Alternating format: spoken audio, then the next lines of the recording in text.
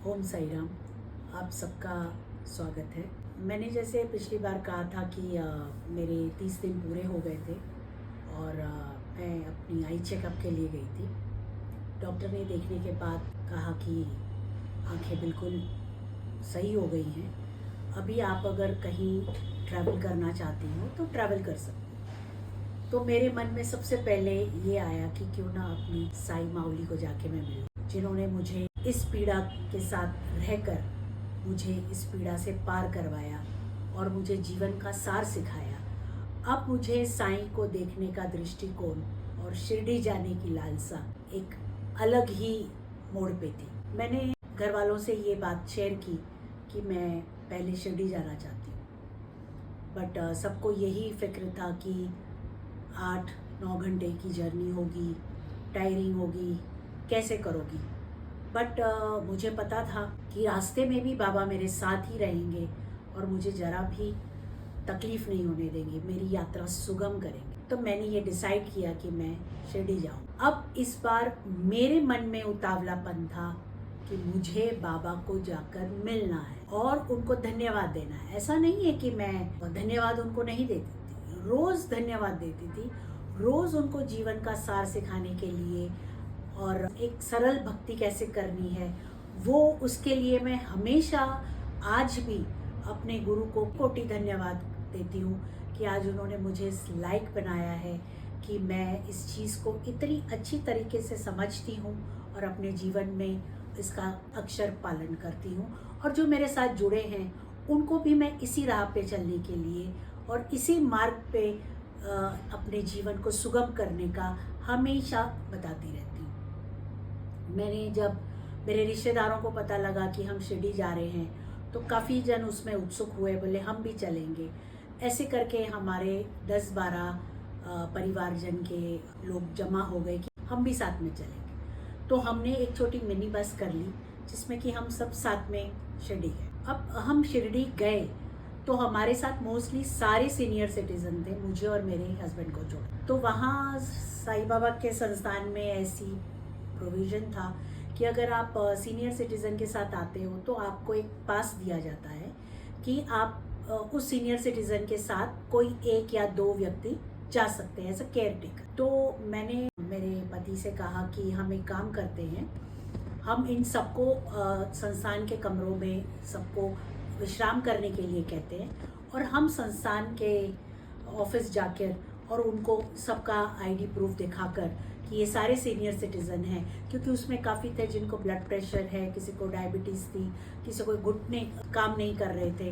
तो हम ये सब उनको बताकर और एक पास का आयोजन करेंगे ताकि सबको इतनी देर लाइन में ना खड़ा रहना पड़े। दोपहर के कुछ 4-4:30 बजे थे और मैं और मेरे पति हम संस्थान के ऑफिस में गए और हमने उनको सबकी आईडी प्रूफ्स दिखाई और कहा कि हमारे साथ इतने लोग हैं और हमें पास की ज़रूरत है और केयर टेकर सिर्फ हम 2 हैं। तो वो जो संस्थान वाले थे उन्होंने कहा कि ज़रूर हम आपकी मदद करेंगे। तो उन्होंने हमें पास इशू किया और कहा कि आप जितने भी 10-12 लोग हैं, आप सबको लेकर आप दोनों सीधे डायरेक्ट एंट्री समाधि मंदिर में जा सकते हो। और उन्होंने कहा कि आपको कब जाना है। मैंने कहा हम चाहते हैं कि हम शाम की आरती लें। तो उन्होंने कहा ज़रूर। उन्होंने उस हिसाब से हमें वो पर्ची निकाल के काट के दे दी कि भाई आप लेके जा सकते हो। इतने में मेरी नज़र गई कि सामने बिल्कुल संस्थान ऑफिस के बिल्कुल सामने बाबा के समाधि मंदिर की एंट्री थी। तो मैं बाबा की मूर्ति को देखते ही मेरा मन ऐसा हुआ कि बस दौड़ के जाऊं और उनको आलिंगन कर लूं। तो मैंने वो ऑफिसर से कहा, मैंने कहा sir if you don't mind हम मंदिर में जा सकते हैं। तो उन्होंने कहा कि अभी फ़िलहाल दर्शन की लाइन रोकी गई है क्योंकि आरती के लिए बाबा का जो स्थान है वो सफाई हो रही है और उसके बाद लाइन शुरू होगी। मैंने कहा नहीं, मैं पहले जाके मिलना चाहती हूँ। तो वो भी हंस पड़े। उन्होंने भी शायद मेरे चेहरे पे और मेरी बातों से जो डेस्परेशन थी उसको महसूस किया। उन्होंने कहा ठीक है, आप अपनी चप्पल जूता जो भी है यहाँ उतारिए और आप जाइए। और मैंने वो ही किया, मेरे हस्बैंड भी, हम दोनों अंदर गए और वहाँ वाकई में कर्मचारी सफाई कर रहे थे। बाबा का पोशाक की तैयारी हो रही थी, शाम की आरती की सब तैयारियां हो रही थी। तो मेरा तो ये यहाँ कहीं ध्यान ही नहीं था, मैं तो सिर्फ बस अपने गुरु माँ को ही निहार रही थी। बाबा के बगल में एक पंडित जी बैठे थे, उनके सामने एक स्टील की बाल्टी रखी हुई थी। तो वो हमको देख के मुस्कुराए, बट उन्होंने हमारे से कोई वार्तालाप नहीं किया। वो भी समझ गए होंगे कि शायद ये लोग सीधे संस्थान ऑफिस से आए हैं, इसलिए उन्होंने भी कुछ ज़्यादा हमसे कुछ बातचीत नहीं की। मैंने किया बाबा को और कहा कि बाबा, आज ये भाग्यवान दिन है कि आज मैं आपके सामने क्या कहूँ, मेरे पास शब्द नहीं है। जो आपने मेरे को 30 दिन मेरे साथ रहकर जो मुझे प्यार और सम्मान और जीवन का सार, जो इतनी सरलता से मेरी इतने मूर्खता के प्रश्नों का भी उत्तर आपने इतने अच्छे ढंग से दिया है, आज मुझे ऐसा लग रहा है कि मैं क्या करूं और क्या नहीं करूं। और इतने में मैं रोने लग गई। वो पंडित ये सब देख रहे थे कि इनके मन में कुछ तो भाव चल रही है, कुछ तो बात कर रही हैं बाबा से। तो उन्होंने मुझे ना डिस्टर्ब करते हुए उस स्टील की बाल्टी में से थोड़ा सा प्रसाद निकाल के मेरे हस्बैंड के हाथ में दे दिया और मेरे हस्बैंड ने कहा कि अब हम चलते हैं, हमें सबको तैयार करके लेके भी आना है। और उन्होंने मुझे प्रसाद नहीं दिया और हम बाहर आ गए। बाहर आने के बाद मेरे हस्बैंड ने मुझे कहा कि लो तुम भी इसमें से प्रसाद लो। तो मैंने कहा कि नहीं, पंडित जी ने मुझे क्यों नहीं प्रसाद दिया, आपको ही सिर्फ दिया है, मैं नहीं लूँ। तो उन्होंने कहा प्रसाद तो प्रसाद ही होता है, हो सकता है तुम बाबा से बातें कर रही थी तो शायद उन्होंने तुम्हें डिस्टर्ब नहीं करना चाहा, बट पता नहीं क्यों मैं थोड़ी सी रूठ भी गई, नाराज़ भी हो गई। मैंने कहा नहीं, मैं प्रसाद नहीं लूँ। हम संस्थान के ऑफिस से निकले और जहाँ हम हमारे परिवारजन के लोग रुके हुए थे वहाँ गए, सबको चाय नाश्ता करा के हमने कहा कि हमको 6 बजे की आरती का पास मिला है, आप सब लोग फटाफट तैयार हो जाइए और हमने निकलना है। सब ने रास्ते में फूल मालाएं ली, प्रसाद की थाली ली, सब ली। मैंने कुछ नहीं लिया क्योंकि मेरे मन में अभी भी उस प्रसाद की कि उस पंडित ने मुझे प्रसाद क्यों नहीं दिया नाराज़गी थी। और शायद मेरे साईं इस चीज़ को महसूस कर रहे थे और मन ही मन शायद सोच रहे होंगे कि कितनी नादान है ये, इतना सब कुछ इसको समझाने के बाद भी ये अभी भी प्रसाद पे अटक गई है। ये मेरा अनुमान था। बाबा क्या सोच रहे थे ये अभी आगे आपको मैं बताऊंगी। तो हम सब प्रसाद लेकर अंदर मंदिर में पहुँचे क्योंकि हमारे पास सीनियर सिटीज़न के पास थे तो हमें ज़्यादा लंबी लाइन में रुकना नहीं पड़ा। तो ये केवल प्रसाद की कहानी नहीं है, ये भक्त के रूठने और उसके गुरु के मनाने की कहानी है। और इस प्रेम की कहानी में बाबा ने हमें, हम सबको हर बार यही बताया है कि वो चढ़ावे के नहीं बल्कि भाव के भूखे हैं, उन्हें भाव की आवश्यकता है ना कि किसी और की। बट हम मनुष्य मन है, हमें ऐसा लगता है और हमारी सोच ऐसी ही होती है कि हम जितना बड़ा चढ़ावा लेके जाएंगे और जितनी बड़ी पूजा करेंगे शायद हमारे साईं उतना हमारे पे प्रसन्न होंगे। बट साईं का ऐसा नहीं है। उन्होंने अपनी सारी ज़िंदगी फ़कीरी में गुजारी है और उन्होंने अपने भक्तों को भी यही जीवन का सार बताया है कि सरलता में, भाव में ईश्वर बसता है, ना कि ये सांसारिक और भौतिक चीज़ों में। अब मैं गुस्से में तो थी। फिर साईं की लीला की शुरुआत हुई। हम लाइन में लगे थे, सबसे आगे मेरे ससुर जी थे, उनके पीछे मेरे पिता थे, उनके पीछे मेरे हस्बैंड थे, उनके पीछे मैं थी, उनके पीछे बाकी परिवारजन के लोग थे। जैसे ही मेरे ससुर जी ने पूजा की थाली पंडित के हाथ में दी, पंडित जी ने उसको हार फूल जो भी था उसमें बाबा के समाधि पे चढ़ाया, प्रसाद उसमें से दिया और उनको थाली न देते हुए पंडित जी ने मुझे इशारा किया और मुझे कहा कि आप आगे आइए। तो मुझे कुछ समझ में नहीं आया, मैं आगे चली गई। तो पंडित जी ने कहा मेरे ससुर जी से कि ये आपकी बहू है ना? तो उन्होंने कहा, बोले प्रसाद इसी से लेना, और उन्होंने वो सारा प्रसाद मेरे हाथ में दे दिया। सारे आश्चर्यचकित रहे। मेरे ससुर जी को भी बड़ा आश्चर्य हुआ कि हम पहली बार आए हैं, हम यहाँ किसी को जानते नहीं हैं, और इस पंडित जी ने कैसे संबोधित कर दिया कि ये आपकी बहू है। मेरे पिताजी आगे हुए, उन्होंने भी पूजा की थाली पंडित को दी। पंडित जी ने बाबा के चरणों में उसको अर्पित किया, और उसमें से प्रसाद थाली में डालकर मेरे पिता से कहा, ये आपकी बेटी है ना? मेरे पिता ने कहा, बोले प्रसाद इसी से लेना। मेरे को फिर प्रसाद दे दिया। हम फिर हैरान हो गए। फिर मेरे पति आगे गए। पंडित जी ने फिर कहा कि ये आपकी पत्नी है।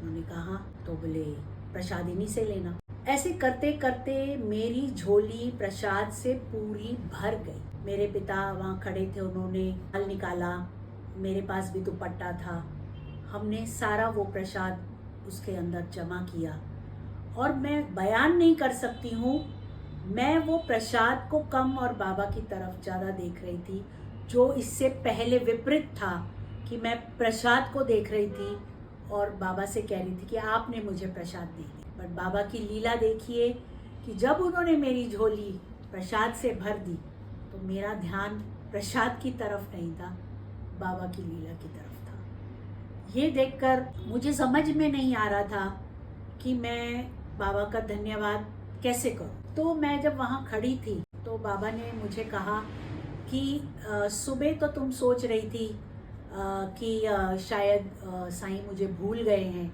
शायद साईं ने मुझे पहचाना नहीं है और इसीलिए शायद मुझे प्रसाद नहीं दिया है। पर ऐसा नहीं था। मैं तुम्हारी मन की हर एक बात, हर एक छोटी इच्छा को समझ रहा था, और सही समय आने पे तुम्हें मैं वो देने वाला था। मुझे ऐसे लग रहा था, अपने आप पे शर्म भी आ रही थी, बट मुझे अपनी कहते हैं ना कि एक नासमझी पे शर्म तो आ ही रही थी, बट मुझे ऐसे लगा कि अपनी गुरु माँ के साथ शर्म की क्या बात है। जो मेरे भाव थे, मैंने वो सच्चे दिल से साईं के आगे रखे, और बाबा ने इसको इतने प्रेमवश उसको मेरे को लौटाया कि मैं उसका बयान नहीं कर सकती हूँ।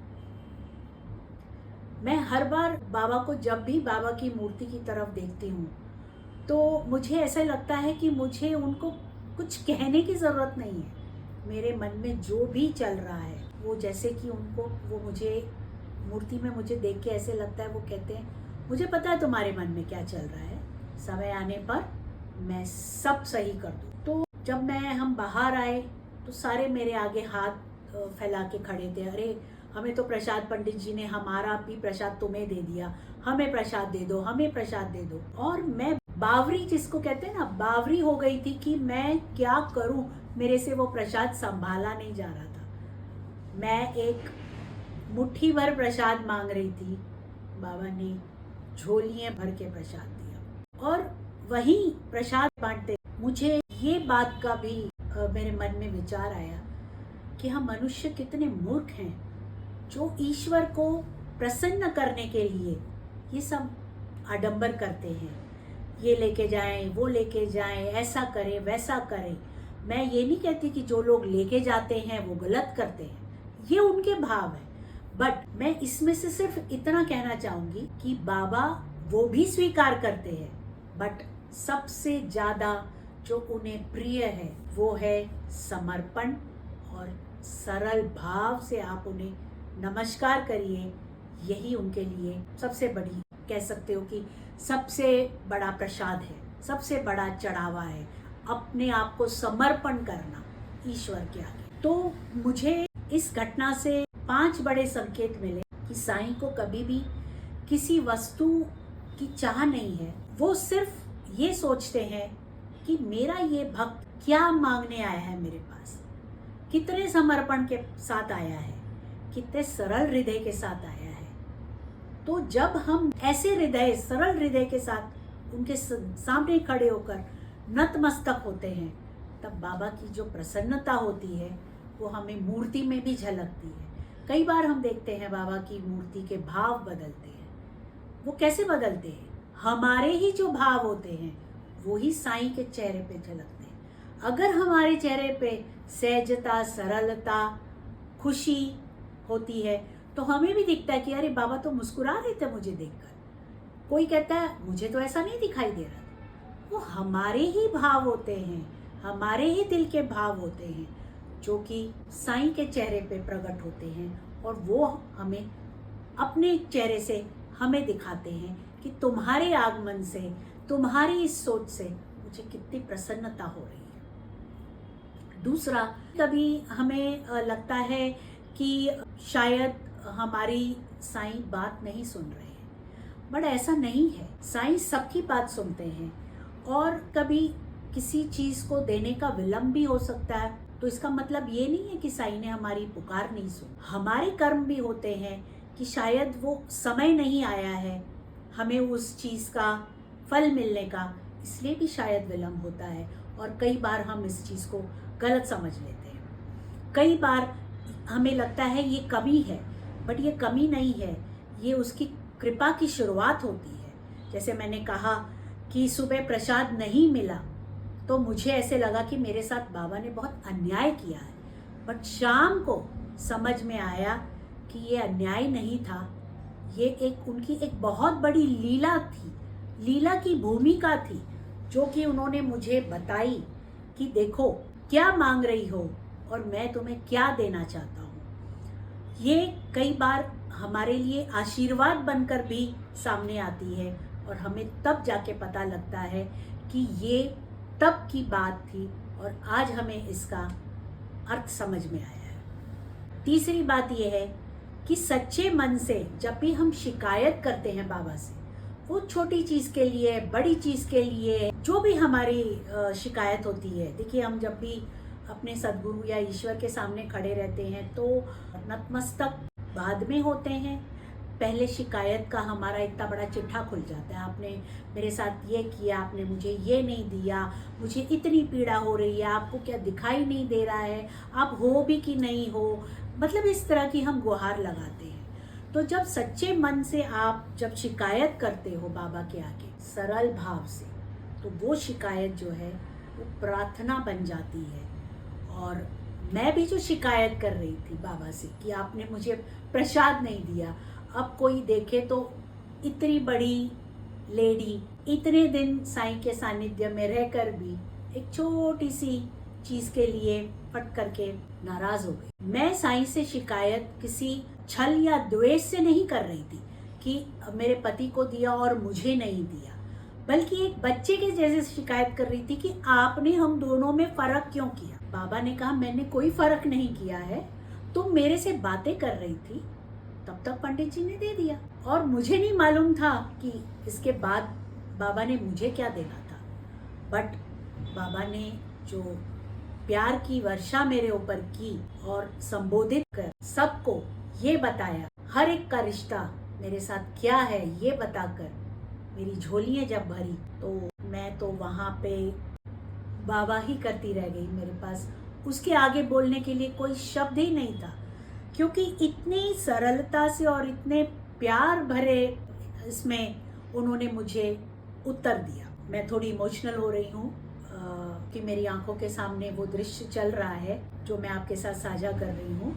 तो अगर कहीं मेरे शब्दों में कहीं रुकावट आई हो तो मैं आपसे क्षमा चाहती हूँ, क्योंकि मैं बहुत इमोशनल हो रही हूँ। चौथा बाबा का संदेश जो मुझे मिला वो था कि गुरु अपने भक्त के मन की गांठ नहीं खोलता है, सिर्फ गांठ नहीं खोलता है, वो एक छोटी सी अपेक्षा से, और एक कहते हैं ना कि आपके मन में जो दुविधाएं चल रही हैं उसकी जो गांठ है अपने प्रेम से उसको खोलता है, एक परत खोलता है, ना कि वो आपसे नाराज होता है या गुस्सा होता है। मेरे साथ भी साईं ने यही किया। अगर मैं इसको कहूँ कि अगर एक माँ, अगर उसका बच्चा कहता कि आपने मुझे प्रसाद नहीं दिया, मैं आपसे बात नहीं करूँगी, तो शायद माँ उसको डांटती कि तुम्हें शर्म नहीं आ रही है, तुम इतने बड़े हो गए हो और इस छोटी सी बात के लिए इसे मेरे से झगड़ा कर रहे हो, वाद विवाद कर रहे हो। बट साईं ने ऐसा नहीं किया। साईं ने कहा तूने भी सब्र रखा इतने समय तक, और मैं धीरे तुम्हें दूंगा जो तुम्हें फिलहाल जिस चीज की जरूरत है वो। पांचवा, बाबा ने मुझे कहा साईं कभी देर नहीं करते हैं, हमें ऐसे लगता है कि वो हमारी बात सुन नहीं पा रहे हैं या नहीं सुन रहे हैं, बट साईं सब सुन रहे हैं। और हमें ऐसा लगता है कि हमें कुछ नहीं मिला है, तो क्या साईं के दर पे जाना चाहिए? क्या साईं को मानना चाहिए? क्योंकि हमारे लिए हमने प्रार्थना की और उसका फल हम तुरंत मांगते हैं। हम भूल जाते हैं कि हमारे कर्मों का भी हिसाब किताब बैलेंस करके हम जो मांग रहे हैं उसका सही समय आने पर ही ईश्वर देगा। गुरु तभी देता है, पहले कभी नहीं देता है। बट ये सब्र और ये श्रद्धा, ये अगर हम अपने गुरु पे जब तक नहीं रखेंगे, तब तक हम उतावले होते रहेंगे। हम अपने गुरु को शंका की निगाह से देखते रहेंगे, कभी इधर भटकेंगे, कभी उधर भटकेंगे। हमें ऐसा लगता है कि शायद साईं जिनको बड़े चढ़ावे लोग चढ़ाते हैं, साईं उन्हीं की मन्नतें पूरी करते हैं। हमारे पास तो कुछ है नहीं, तो इसलिए हमें कुछ वो देते भी नहीं है। तो मैं अपने सारे साईं भक्तों से यही प्रार्थना करूंगी कि जब भी बाबा के सामने आप नतमस्तक होइए, आप ये मत देखिए किसने कितना चढ़ावा चढ़ाया है, कौन अपनी थाल में क्या लेकर आया है। आप सिर्फ और सिर्फ अपनी साईं की नज़रों में नज़रें डालकर उनसे यही प्रार्थना करिए कि साईं हर समय, हर श्वास में आप मेरे साथ रहिए, तो मेरा कभी भी अहित नहीं होगा। मैंने साईं को मांग लिया और साईं जिसके हो गए, मुझे नहीं लगता है कि कभी उसको इस जीवन में किसी भी चीज़ का डर होगा। वो भक्त निडर हो जाता है, क्योंकि वो साईं को कहता है जब आप हो तो मुझे किस बात का डर। बट इसके लिए ये नहीं है कि हर बार आप अपने गुरु की परीक्षा लीजिए। एक बार, दो बार अगर आपने बाबा के चमत्कारों को महसूस किया है तो पूरी तरीके से समर्पित हो जाइए। बार उनको आप टेस्ट मत करिए, क्योंकि ये बहुत गलत भाव मन में उपजता है। मैं सबसे यही कहूँगी कि प्रसाद, साईं का प्रसाद जब हम मांगते हैं तो हमें प्रसाद में बाबा को ये कहना है कि बाबा इस झोली में आप प्रसाद के साथ प्रेम भी दीजिए, अपनी भक्ति भी दीजिए और हमें भी समर्पण का भाव दीजिए।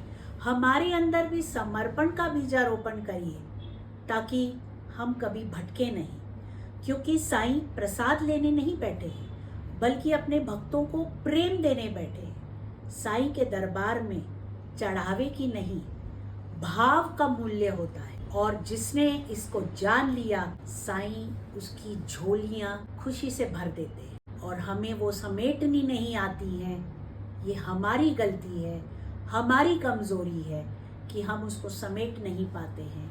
हमें बहुत जल्दी इस चीज़ का गुमान आ जाता है, शायद अपनी भक्ति का ही गुमान आ जाता है। और फिर जब साईं इस चीज़ को हमारे से थोड़ा दूर ले जाते हैं और तब हमें अपनी गलती का एहसास होता है कि शायद हमने श्रद्धा और सबूरी का संतुलन थोड़ी देर के लिए खो दिया था। उसके पीछे भले जो भी कारण रहा, बाबा बहुत जल्द अपने जो भक्त भटक जाते हैं उनको बहुत जल्द वापस अपने गले लगाते हैं। यही मेरी साईं की बहुत बड़ी खासियत है।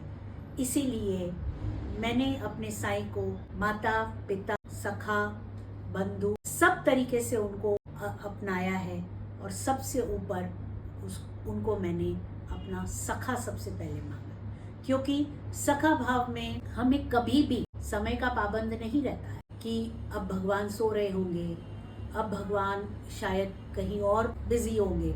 सखा भाव में जैसे हम अपने दोस्त को रात बेरात भी देखते नहीं है। अगर हमें कोई तकलीफ है, हम रात के 3 बजे भी आवाज़ मार के कहते हैं, ओए भाई तू किधर है, मेरे को ऐसी तकलीफ है, बता क्या करना है। सखा भक्ति बहुत सरल भक्ति है। उसमें आपको वहम नहीं होता है, डर नहीं होता है, आडंबर नहीं होता है। आपको जब भी तकलीफ है, जिस समय भी, कहीं भी, आपको कहीं मंदिर जाने की ज़रूरत नहीं है। आप जहाँ बैठे हो, जिस स्थान पे हो, वहीं पे अपने साईं की गुहार लगाइए और अपनी व्याधि को बताइए कि साईं मैं इस परिस्थिति में आकर फंस गई हूँ, मुझे मार्ग दिखाइए। या मेरा मार्गदर्शन करिए, या आपकी तबीयत ठीक नहीं है, मेरे से ये दर्द सहन नहीं हो रहा है, इसको आप शांत करिए। आप देखोगे कि साईं देर सवेर नहीं देखते हैं, चल दौड़े आते हैं अपने भक्त की पुकार सुनकर उसकी व्याधियों को दूर करने के लिए। ऐसे हमारे भोले साईं हैं जिनको हमेशा अपने स्मरण में रखिए, और आप देखोगे कि आपके जीवन में भी कितना परिवर्तन आएगा, और आप भी समझोगे जीवन का सार क्या है, कैसे जीना चाहिए और सरल भक्ति कैसे करें। आज के लिए शायद इतना ही काफ़ी है, क्योंकि मैं बहुत इमोशनल हो गई हूँ। मुझे आगे समझ नहीं आ रहा है कि मैं और क्या बात करूँ। तो बने रहिए मेरे साथ। ओम साईं राम।